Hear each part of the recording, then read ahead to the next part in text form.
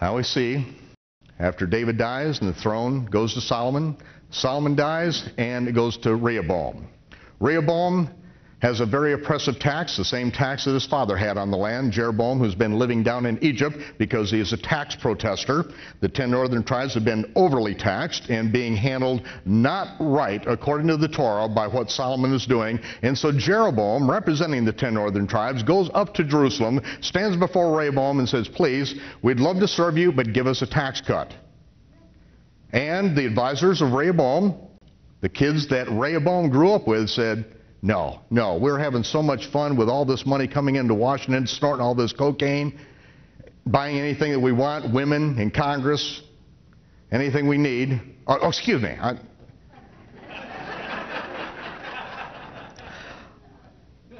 Rehoboam said, my father whipped you with whips, I'm going to whip you with scorpions. You haven't seen anything yet. Jeroboam walked out and said, Israel, to your tents. We're revolting. The children of Israel, which dwelt in the lands of Judah, Rehoboam then reigned over them. And when Israel heard that Jeroboam returned, they made him king over all Israel. And so Jeroboam built Shechem in Mount Ephraim. And Jeroboam said in his heart, if the people go up to do sacrifice to the house of Yahweh at Jerusalem, then their heart will be turned again to the king of Judah. They'll be rejoined with their brethren, and I'll lose my kingdom. They'll kill me.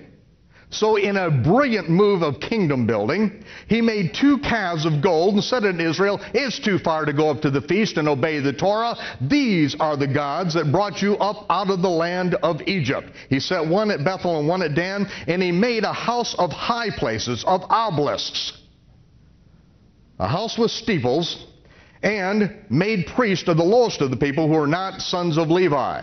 He did not bring in people that were trained in the Torah. He took the lowest of the people and he ordained them by setting them up in 501c3 tax-exempt nonprofit corporations all over the land who would do the bidding of the government and would not open their mouth against anything that the government was doing. In order to keep their 501c3 tax-exempt status, they were not allowed to say anything against the authority.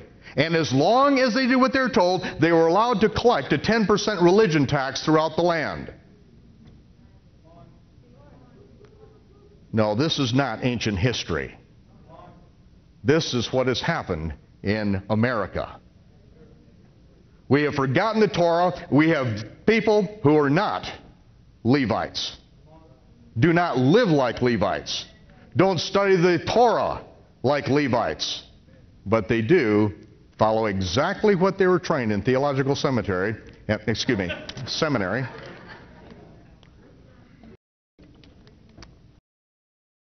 And Jeroboam ordained a feast on the 15th day of the 8th month, like the Feast of Tabernacles, in which he offered sacrifice to other gods.